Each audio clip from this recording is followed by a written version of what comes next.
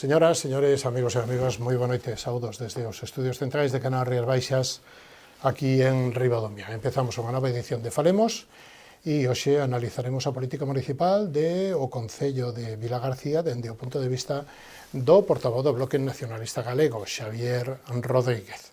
Con el analizaremos a actualidade e, aí está a punto de aprobar o pexón e de salir a ese plan xeral de urbanismo municipal para adiante, a ver se hai sorte con eso para que definira, digamos, que o futuro da cidade de Vilagarcía.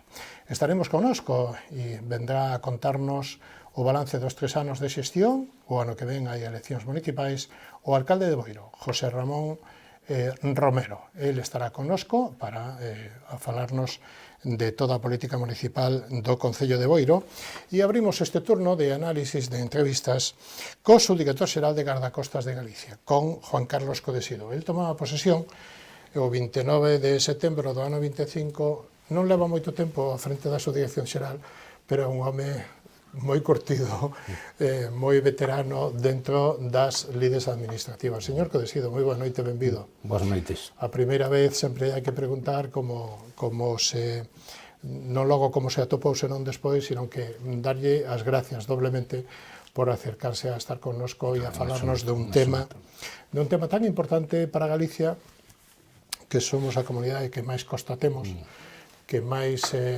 importancia ten para a nosa pesca, o mar, a nosa forma de vivir, que temos moitas cousas boas, pero temos algunhas que tampouco nós tiñamos, que non facían falta que telas, non? Efectivamente. Bueno, como poderíamos definir o servicio de Gardacostas de Galicia? Bueno, o Servicio de Gardacostas de Galicia nace no ano 2004 como tal, como Servicio de Gardacostas, pero xa dende o ano 86 ou 87 xa se empezaron a hacer servicios de inspección pesqueira dentro da Xunta de Galicia. Posteriormente, xa no ano 93, coa lei de escalas, creáronse as escalas de inspección e vigilancia pesqueira, se creara o Servizo de Protección de Recursos tamén no ano 93, pero no 2004, un pouco a raíz do Prestige, nace o Servicio de Gardacostas que ata este momento. O Servicio de Gardacostas, como din a propia lei de creación, é un servizo público, cuyas funcións son a protección dos recursos, o sea, tanto pesqueiros, marisqueiros, como de acuicultura en toda a cadea mar-industria, dende a captura ata o consumidor final. Despois temos tamén funcións de seguridade marítima, de control de seguridade marítima, e temos funcións en salvamento e loita contra a contaminación mariña, que estamos desenvolvendo cada vez máis. E cales problemáticas aumentan máis? O furtivismo, a contaminación? Bueno, o furtivismo é unha problemática constante, que está moi arraigada dentro de toda a cultura mariña en Galicia. Galicia é unha potencia pesqueira, unha potencia marisqueira, ten unha riqueza natural enorme, entón atrae moitos tipos de... Claro, efectivamente, agora xa vedes que antes recursos que casi non valían, hoxe valen moitísimo, e son de cada vez de máis valor. O furtivismo, como tal, a mí non me gusta moito esa palabra, porque o furtivo era aquel que iba aos predios privados de caza e pesca e tal, e prácticamente roubaballe ao propietario. Para autoconsumo. Autoconsumo ou venda tamén. Pero agora aquí cambia. Os recursos mariños, todos os recursos son dominio público. E ao ser dominio público non é que non teñan dono, sino que son propiedade estatal. Entón, teñen que ter unha xestión pública en que lle permite a unha serie de persoas explotalos para un ben común. Entón, hai xente que se aproveita dese tema, é moi difícil a costa galega, con tantas rías, con tantos acantilados, ten unha realidade moi complicada, de tela totalmente controlada, pero é un problema que está arraigado tanto culturalmente como desde o punto de vista da rendibilidade, nada máis. Claro. Pero, por exemplo, se damos datos do ano pasado, son datos son datos importantísimos, ¿no? Porque casi 10.000 inspeccións se fixeron o ano 25, ¿no? Quero decir que, bueno, hai un número importante. Non sei cantas das 10.000 inspeccións casi, cantas sancións salen, cantos expedientes, cal é a causa máis, digamos que ten máis porcentaje de sanción ou de... Vamos a ver, ahora nosotros... Se pode facer así un pouquiño un dibuixo? Sí, vamos a ver, nosotros no Servicio de Gardacostas agora non plantexamos moito no tema de facer máis, menos inspeccións, que iso veñen dentro dos plans de inspección, non? Dice, facer tantas inspeccións e tal, pero non é eso o máis importante. O máis importante agora que penso eu que hai uns plans de xestión de pesca, do polvo, da centola, da nécora, etc., e despois no marisqueo, sobre todo nas zonas de libre marisqueo, onde non hai un plan controlado por unha entidade, e nós no que estamos ahora bastante centrados en reducir o que se chama esforzo pesqueiro real. Que quere dicir? Hai que reducir, se tiña que haber no mar 1.000 nasas, non pode haber 10.000. Bueno, pois esas 9.000 hai que quitalas como se poda, porque están totalmente tal. E que falo de nasas, por falo de redes, falo de todo tipo de cousas, non? Entón, estamos moi centrados en eso. Despois xa temos os plans de inspección, que hai, bueno, pues, nas lonxas, no transporte, nas congeladores, nas depuradoras, hasta chegar nas pescaderías, a distribución. O sea, é estar traballando en toda a cadea hasta o consumidor final. Claro, porque hai que garantizar a trazabilidade e a garantía sanitaria. Efectivamente, a trazabilidade é fundamental. Nós temos tamén dentro do Servicio de Gardacostas hai 3 servicios debaixo da súa dirección xeral. Un é protección de recursos, outro é salvamento e loita de contaminación e outro de inspección un tanto sanitaria, porque todos son veterinarios, o que se chama o SICOR. Entón, eles están especializados na trazabilidade dos alimentos, porque está moi ligada a un tema de carácter sanitario. Hai que saber este polvo que estou consumindo, ou esta ameixa, saber de onde ven e por onde pasou. E ten que pasar, por exemplo, no caso dos bivalvos, ten que ter un itinerario sanitario claro. Senón, pois... E por escrito. Un peligro. Non, claro, documentado. Perfectamente documentado, como xa din o regulamento europeo, como din a normativa. Claro. Sí. E iso, imos a menos? Vamos a ver, o que... Vou dicir unha obviedade. O que vai ben. Ahora, o que temos que loitar é co que vai mal. Non sei se me explico perfectamente. Se entende perfectamente. Claro, o sea, todo o que vai ben, e sabemos que hai rutas e xente que o fai moi ben, magníficamente ben. Pero despois hai outros que son nos que temos que loitar. E ademais, esos non están á vista, normalmente. Se andan por recovecos, se fan todo tipo de accións para non ser detectados. A problemática é que, claro, que o mercado o acepta. Aquí fallan dous cousas, non? Falla o que colle e falla o que compra, non? O que lle colle. E ás veces sin pasar por...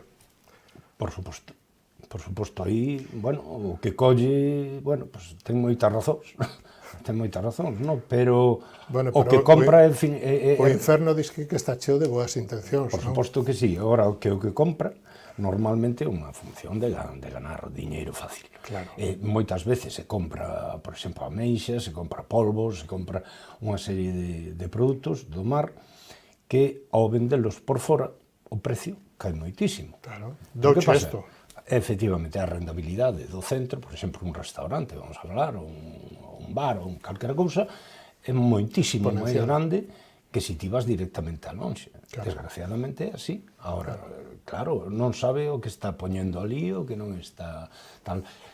Con todo é peligroso, pero cos moluscos, bivalvos, é moi peligroso. Claro, non é o mesmo comer unha nécora ou un peixe que comer un bivalvo que non pasou polo seu programa de depuración e de, lóxicamente, descontaminación de tal.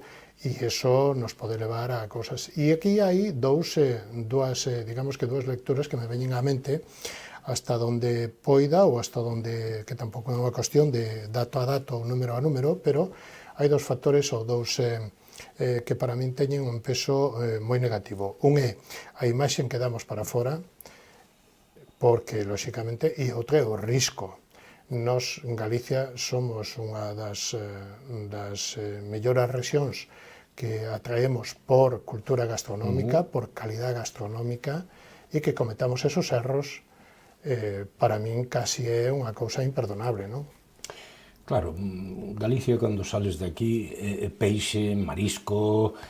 Somos a capital do mundo. Somos a capital do mundo do marisco E da calidad. E da calidade, pero Galicia ten, xa desde fai tempo, ten un pequeno problema, que é un mercado deficitario. Que quere decir? O que produce Galicia non chega para nada para o consumo de Galicia. Entonces, que pasa? Ahora Galicia se está convertendo tamén nun mercado que atrae receptor de todos os sitios, É famoso todos os mercados legais e ilegais que viñan de Portugal, por exemplo, porque en Portugal non había un consumo de ameixa, e que entraron aquí, que entraban algunhas con moitas deficiencias sanitarias, non? Pero non solamente de Portugal, sino que ven de moitos sitios do mundo. Ahora o mercado é globalizado. É globalizado. Hoxe se pesca en Malvinas, entra nun contenedor e un día está en un frigorífico de Vigo. O sea, eso cambiou radicalmente en moi poucos anos. E aí sí que hai riscos, non? Porque os controles e os controles de orixen a destino... No, vamos a ver, son os mesmos problemas que temos ali. Ali, sitios, por exemplo, como Portugal, eles teñen os seus controles, teñen a policía, teñen que lles están encima, pero moitas veces se escapa, e se escapa porque se escapa. Un pouco, vamos a facer unha comparación un pouco con temas de estupefacientes e todo eso. Están super buscados, xente que traballa día e noite en eso, non podes controlar o 100%. Entón, se escapa, claro que se escapa, e se escapan cantidades a veces importantes, claro que se van. Nós estamos encima, pero non podemos estar en todos os sitios, é imposible, inda que fóramos 10.000 en vez de 120. Bueno, porque aquí, ademais, señor Codesido, hai unha cuestión. O Servicio de Gardacostas colabora con as outras, digamos que policías, Autonómica, Guardia Civil, tamén cos sistemas de vigilancia que teñen as cofradías. Sí. Claro, porque todos están vostedes entrelazados, en contacto e axudándose para combatir. As propias cofradías e os propios mariñeiros que están cos permes e cas súas licencias e os seus plans de explotación, esos non son os que van a coller o marisco en plan furtivo. Entonces, como afecta isto e que perfil teñen os furtivos, se é capaz de acercarse? Bueno, vamos a ver, por chamarlle furtivismo, que son para min todos infractores administrativos, o que é infractor ou o que non é infractor, non? Pero é voluntario. Por suposto, pero hai moitas clases deso. Desde o doméstico, que é da señora ou señor que vai á seca a coller unhas poucas ameixas para fazer un tal. Pero eso, digamos, bueno. Sí, hai o vacacional, hai o de, bueno, de xente que está en colectivos desfavorecidos ou que ten problemas de diñeiro, drogodependientes, etc. Hai o furtivismo do pescador de recreo, que ten a súa licencia e tal, pero en vez de coller 5 kilos, trae 20. Ou en vez de traer o peixe, pois trae centola e trae polvo, tal. Despois temos tamén... Sí, aí tamén están os, como se chama? Claro, os boceadores, claro, tamén. Porque, vamos a ver, aí hai tres tipos, non? O sea, dende terra, con caña e tal, dende embarcación e pesca submarina, non? Entón, esas tres modalidades. Despois temos xa o que é, vamos chamar un furtivo profesional, vive deso. Aquí na Ría de Arousa había e hai, creemos, bastantes, son moi difíciles de controlar porque son escuridizos, son profesionais do tema, algúns vencellados a actividades tamén ilegais, con enfrentamentos incluso cos vigilantes. Sí, cos vigilantes, no, con nós, porque vamos, que neste caso somos policía administrativa, non? E despois está o furtivismo legal, que lle chaman, que o dos pescadores e todo eso, que, bueno, se falamos de cuantías, o que máis influe no medio é o profesional, por cantidades. Porque sabe. Porque sabe. Porque ten embarcación, porque ten medios. Efectivamente, e ademais é o máis tapado, por así decirlo, porque ves a unha persoa que ven co seu barco e non ten por que vir mal, ten que haber unha presunción. Claro, é un coñecido da inocente, coñecido, e tal, non ten por que vir mal. Pero claro, as cantidades a veces son enormes, en comparación con outro tipo de... Claro. Eu digo, ningún é bo. Todos son negativos, sí, pero estamos falando objetivamente das cuestións tal e como son, como son. Claro, a realidade que temos. É a realidade. A realidade é a realidade. Bueno, e aquí tamén hai remuda xeracional, digamos que nos chamados malos. Home, supoño que sí. Ben de familia. Se o rapazo leva así, en algúns casos sí. A experiencia vale, non? Sí, porque xa de moi xovenciño, o rapaz iba co pai e colleu as mañas. Bueno, incluso eso lle pasa a algúns dos que decíamos que eran furtivos profesionais, o sea, que viven deso. Pero é como se fora un pescador, que é pescador porque o pai era pescador, sí, claro, era pescador. De niño, claro. Bueno, pois o mismo, pero polo outro lado. Pero porque o pai o era e lle enseñou a facerlo moi ben. Bueno, non sei se quero apuntar algo máis sobre o furtivismo, pero me gustaría que faláramos tamén de salvamento. E de salvamento e de loita contra a contaminación. Non só polo que pasou co Prestige, que aí hai un cambio, digamos, que de esforzo por parte da Administración Autonómica e tamén entendo que estatal, pero como temos esta situación e cal, digamos que, como ve vostede un pouquiño o momento que estamos vivindo e a salida destes problemas? Bueno, nosotros xa polo Estatuto de Autonomía temos as competencias de salvamento e loita contra contaminación mariña, pero de desenvolvemento da normativa estatal, non? Porque realmente as competencias non están transferidas, pero sí temos funcións.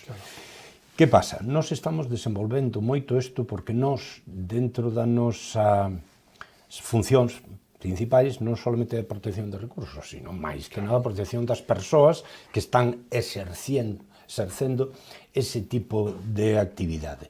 Nosotros nos centramos moito no sector pesquero, marisquero, pero, por suposto, calquer persoa que tal. Ahora chega o verán, e co verán, dentro das rías, non paramos. Claro. Simplemente un rapaciño que alquila unha piragua e o leva o vento, unha persoa... Un veleiro que se queda un barrancou, que se queda sin combustible, porque van normalmente a motor, casi todos.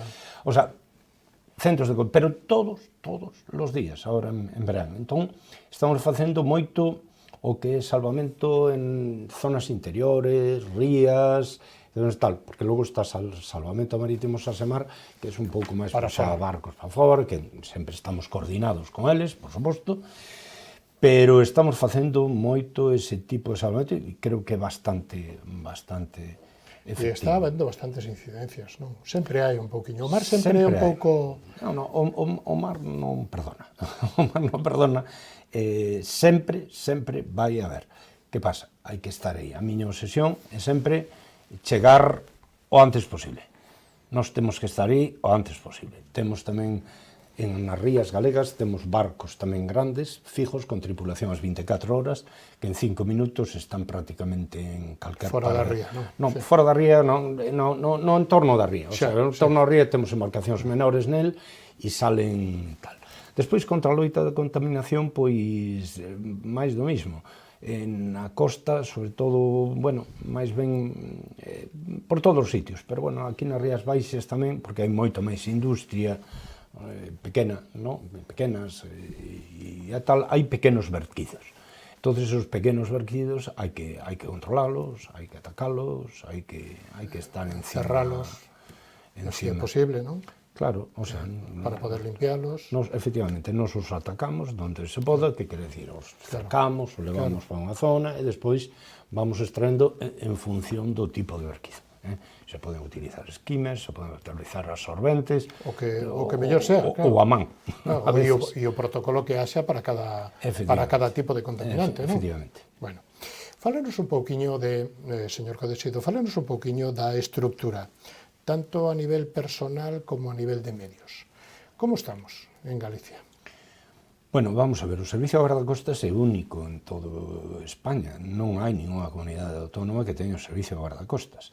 As competencias están moi desfoladas por todo o longo das distintas comunidades autónomas, pero nosotros somos os únicos que temos todo o que é inspección e vigilancia pesqueira e salvamento, alerta de contaminación e cuestiones de seguranza marítima, de comprobación, porque despois as competencias son das capitanías. Correcto. E creo que estamos moi desenvolvidos con respecto a outras comunidades autónomas. Os medios que temos son moi importantes. Temos 5 barcos grandes, temos 2 helicópteros de salvamento, xa de gran porte, temos 9 bases por toda a costa galega, cada unha coa súa patrulleira e con unha lanzadeira de alta velocidade, e, bueno, con sus jefes, con sus funcionarios e tal, que son suficientes? No, xa, pero bueno, estamos moi avanzados, moi avanzados. Tamén hai que contabilizar as tripulacións privadas que temos nos barcos grandes. Os barcos grandes que están situados por ría teñen unha tripulación privada que está vencellada ao servicio por medio dun contrato público. E traballan como auxiliares que está contemplado na normativa, como auxiliares do Servicio de Guardacostas. E a nivel tecnolóxico, de comunicacións, de seguridade cando se ataca, porque o mellor o salvamento hai que facelo con mar brava. O mellor as condicións non son as que cando está como un quixera, non? Como estamos aí? A nivel de medios, creo que bastante bien. O que temos está moi ben dotado e, ademais, nos preocupamos moitísimo de que este ben dotado. E, ademais, facemos unha cousa, que é unha pequena obsesión, parte un pouco de mí, tanto para os medios aéreos como para os marítimos, que é ter un entrenamiento continuado, e en condicións moi desfavorables a veces. Que pasa? Nuestros helicópteros é difícil que fallen un rescate, moi difícil, pero todos os días fan entrenamentos. Quen está na ría de Vigo, na ría de Pontevedra ou na ría de Arousa, os veráns, están aí, lo mismo están nun pesqueiro, un veleiro, tal, falan con eles, e lle permiten, entonces baixan, un mismo neco, deixan ali, suben, tal, fan o exercicio, volven, tal, están todos os días. Cando hai unha emerxencia, evidentemente, pois nos sale bastante ben. Sobre todo, estamos poñendo moito interés tamén no tema de loita contra a contaminación mariña, que o que falábamos antes, de como se cerca unha mancha, como se cerca algún tal, para poder intervir o máis rápido posible. E controlar. E controlar aquilo o máis rápido posible, dentro do que se poda, non? E para iso tamén fai falta moito entrenamento, Pero hai entrenamento, coraxe, valentía... No, bueno, todo eso son cousas que... Isto é un oficio. Ao mellor ten máis coraxe un pescador que está aí fora con un maretón enorme e tal. Non, isto son oficio, aquí non hai héroes. Isto é unha técnica, evidentemente. As condicións son duras a veces, pero non... Bueno, pero hai unha chamada, un socorro, unha petición de socorro, e ustedes en 3 minutos, 5 minutos, están atacando o problema, non? Canto antes, evidentemente. Pero, bueno, estamos moi obsesionados tamén cos tempos de resposta. Os tempos de resposta, sobre todo os aéreos. Son complicados. O que máis salva no mar, ahora mismo, claramente, son os helicópteros. E os helicópteros teñen un tempo de resposta que estamos tratando de baixalo. E con rachas de vento forte... Estos helicópteros novos poden traballar casi con forza 12, o sea, con 100 e pico de kilómetros. Hai algunhas imaxes que son super espectaculares, que son de película, máis que casi da realidade, non? O sea, parecen vostedes os Navy Seals estos, non? Bueno, hubo un rescate fai xa anos no norte de Portugal, había un temporal del oeste, había olas de 15 metros. Se veía el barco mercante como subía, como baixaba, 15 metros para arriba, 15 para baixo. É un edificio. Unha casa grande, sí. Pero, bueno, os seus helicópteros teñen unha tecnología magnífica, aguantan vento e temporal tremendo, pero, como digo, Hai que ter entrenamiento e temple. Hai que estar ali. No, sobre todo os pilotos son magníficos, os rescatadores teñen moito entrenamento, son xente físicamente moi preparada, pero o importante é o entrenamento, é estar moi entrenados, para que o día que toca... A repetición salga ben. Efectivamente, porque as condicións son moi... unha palabra que se me pegou últimamente, que era decir que no mar 2 más 2 non suelen ser 4. Todo imprevisto. Moitas veces planificas todo o que está perfectamente planificado e ali hai que... Un giro. Efectivamente, e entonces, bueno, tamén a xente tratamos de entrenarnos en ese tipo de cosas, todas as actividades no mar, o mergullo, ir nunha lancha, nas condicións malas, ou a alta velocidade, ir no helicóptero. Bueno, o helicóptero, quizá, dentro do que cabe, do máis seguro que hai, porque levan tal control e está tan protocolizado e tan comprobado e tal, que realmente é do máis seguro que hai. Claro, usted, sin embargo, parece que é ao revés. Dende fora parece que é ao revés totalmente. Moitas veces oír nunha Zodiac, a velocidade por aí, a Zodiac toca unha batea, tocas algo, te golpeas e te matas ali, o sea... Sí, claro, porque ademais de noite. Os temporales pode haber calquer cousa, un tronco, elemento, claro, calquer cousa. Unha cousa dunha batea, unha colisión, madeira... calquer cousa. En as rías, cando hai temporais, unha das cuestións que facemos, tanto Sasemar como nós, é retirar bateas que se soltan, vigas, troncos, porque un tronco ou unha viga desas ven unha embarcación. Además non o ves, porque como está a medio fundido, non o ves, bum, petas nel, alabás. E a 60 km, claro, ou a 50. A mellor non tanto, non chega, que no mar as velocidades... 30, 40. Sí, é suficiente para, vamos, para ter un lío. Sí, unha desgracia. Para ter un lío. Bueno, vostedes tamén colaboran moito e fan, de feito, moitas das prácticas cos servicios portugueses a través do Miño e na costa, non? Sí, vamos a ver. Porque a protección do Miño tamén lle corresponde digamos que a ustedes, non?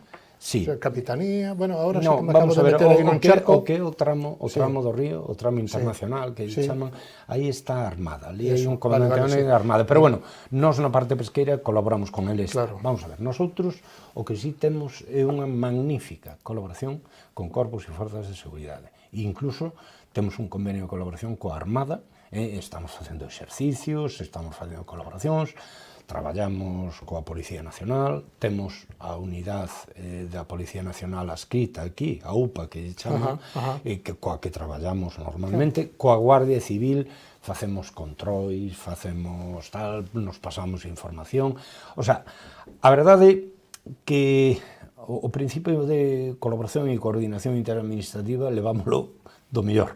A verdade, eu estou moi satisfeito, que xa dende fai tempo, pero agora que tes esta responsabilidade, eu estou moi contento das colaboracións que temos con outros corpos, ademais de peso estatal, que non somos unha cousa relativamente pequena, pero bueno... Pero con moita importancia e con moitos servicios de vital importancia para Galicia. Efectivamente, eu creo que pouco a pouco nos estamos facendo grandes e creo que se están facendo cousas de moita importancia. Pero iso é para o país. Efectivamente. Nosotros o que temos que ter, ainda que só é un pouco así rancio, é unha vontade de servicio, nada máis. Isto por que o faz? Polo salario? Sí, pero tampouco polo salario. Falo porque o levas dentro, porque che gusta o mar, porque queres defender un pouco todo o que é a Galicia do mar. E a cultura do mar. Cultura mariña. Galicia sin mar non é Galicia. Non é Galicia, o sea, é fundamental. Entón, eu creo que isto hai que defenderlo. E isto ten unha componente que creo que se está obviando, que é de carácter cultural. Hai que educar moito a xente nova en que eles teñen que respetar as normas do mar, porque non son normas para fastidiar, son para protexer, e que mañán, cando pasen 2 anos, non teñas un crack, como pode ocurrir con calquer recurso. Si respetas o que che dicen, este é un negocio que Un cando vai ao médico ou cando vai a un profesional, o profesional lle dice o que ten que facer e o fai, punto. Aquí, o sector pesqueiro realmente non sempre, porque se fan un plan de pesca que o fan técnicos. O diagnóstico sí, pero o tratamento non o toma. Efectivamente. Entende, se lle dices que ten que tomar 2 pastillas, toma 8, ou se ten que collar. E entón, veñen os problemas, porque claro, iso vai pensado e moi asustado para que extraigas esa cantidade e que para o ano seguinte pois haya unha masa reproductora. A xestión do recurso. Efectivamente. Que pasa? E Si eso o rompes, ao ano seguinte hai problemas. E dices, isto se acaba. Pero que pasa? Hai moitos factores. Canto fixemos mal? Efectivamente. Casi é unha pregunta, non sei se ten resposta. Parece que un porcentaxe da xente do mar só ve hoxe, non ve a mañán, non mira a 5 anos, non mira ao ano que ven.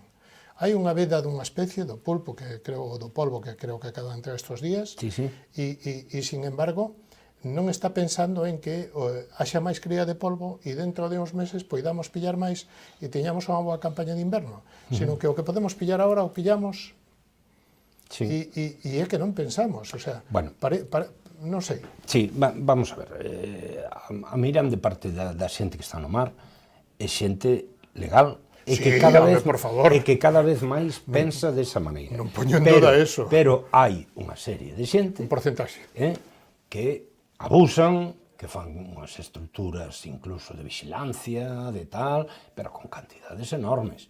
E desgraciadamente algúns con responsabilidades dentro das entidades. Entón, eu creo que a legislación vixente, toda esa xente tiña que ter as ferramentas para poder apartarla, porque, oiga, usted, en calquer traballo, en calquer tal, se un collo que non lle corresponde... Xa non sei se entro no seu territorio. As accións tiñan que ser máis duras, non? Sí, son totalmente, vamos a ver, para sectores profesionais, son moi baixas. Unha persona que o colles o mellor con 500, 600 kilos de polvo por enriba do tope que ten que traer, eso non é un despiste, 2.000, 1.500, 3.000, eso para el ao día seguinte xa o... Eso non é un despiste. Non. Un despiste serían 5 kilos máis. Bueno, hombre, eso son pouca cousa, eles retirarían e pouco máis. Ahora, esas cantidades, pero claro, figúrate, se ao mellor ese home, en vez de traer a cantidade de salario como un barquiño pequeno... Pero ya está quitando ao veciño, Non, claro, é para él mismo. O sea, non solamente ao veciño. El mismo, cando pase tempo, vai a deixar de tal. Eso sí, meteu a bordo, safou, mentras pudo, pero se o colles, despois veñen os problemas. Señor Codesido, moitísimas cousas que me encantaría seguir falando con vostede, pero aquí temos un tempo que nos marca o camiño e chegamos un pouco ao camiño. Non sei se quere deixar algunha anécdota así ou algunha curiosidade dos últimos días, quere facer un balance destos 6 mesiños que leva... Hombre, unha anécdota que falamos ao principio foi que o de un pouco a vontade de servicio, que ainda fai un tempo, non quero identificar nem dicir nada, pois collimos un barco que levaba artes ilegais. Dimoslle o alto e empezou a escapar. Insultos de todo tipo e, ademais, do peor cos compañeiros. Bueno, ao final se colleu e se multou, etc. E o tipo, pois, violento. Que pasou? Pasaron uns meses e tuvo a desgracia de que o barco se lle foi ao fondo. E os que o rescatamos do mar fomos nós. Entón, isto era o que falaba a vontade de servicio. Ahora, despois, por outra banda, que decir, nosotros, como servizo público, vamos a estar aí, somos funcionarios e vamos a estar sempre para a defensa do mandato legal. Entón, non teño moito máis que decir. Dende logo, se hai algún problema, hemos de tratar de estar aí. Aí estamos. Bueno, señor Codesido, nun minutiño máis ou menos, deixelle un mensaxe para a xente do mar, diga o que queira, como resumen desta edición por aquí, por o paso deste programa de entrevistas que se chama Falemos e que cubrimos a ría de Muros Noia, a ría de Arousa e a ría de Pontevedra. Diga vostede un poquinho o que queira decir como última mensaxe no día de hoxe. Que é moi importante que a xente se conciencie do que falábamos antes, de que respete os plans de explotación, os plans de xestión, porque se agora non os respetan, cando pasen uns anos, vai haber os problemas que están pasando tamén. No mar ten que quedar unha cuestión que é a masa reproductora. Se non hai masa reproductora, o ano seguinte non hai cosecha, non? Entonces, que traten de respetar os plans o que son as tallas, o que son, bueno, todas as cousas desas. E por outra banda, decir que nosotros, bueno, cada vez estamos tratando de especializarnos máis, cada vez tratamos de entrenar mellor as nosas tripulacións, as nosas dotacións, cada vez estamos tendo un desenvolvemento tecnolóxico mellor, temos que si drones, que si tal, que si temos sistemas de localización, etcétera, etcétera, e que vamos a tratar de desenvolver o noso labor da mellor forma posible, non? Aí, sempre como falamos, a parte, entre comillas, mala, que é a inspección e tal, de cara a xente, e a parte moi boa, que é o salvamento e loita contra a contaminación mariña. E a garantía no consumo. Efectivamente. Bueno, pois, señor Juan Carlos Codesido, subdirector xeral de Garda Costas de Galicia, foi un placer inmenso contar con vostede nesta edición de Falemos. Dixenlle que lle iba a preguntar como se atopou nesta primeira entrevista aquí en Canal Rías Baixas. Magníficamente ben, xa o notas perfectamente. Bueno, pois a ver se somos capaces de ter alguna frecuencia por aquí. Encantado. E que estas cousas eu creo que estas tipo de análisis e de reflexións son importantes para todos, para a xente do mar e para toda Galicia. Moitísimas gracias, moi boa noite, hasta unha próxima ocasión. E moi boa noite. Nos vamos a publicidade e damando os patrocinadores, volvemos nun instantiño e recibimos ao alcalde de Boiro, Xosé Ramón Romero. Non o perdan, 3 anos para analizar da xestión, 4 que levaba de antes, e estos 3, o ano que ven hai eleccións. Non o perdan, hasta ahora mesmo.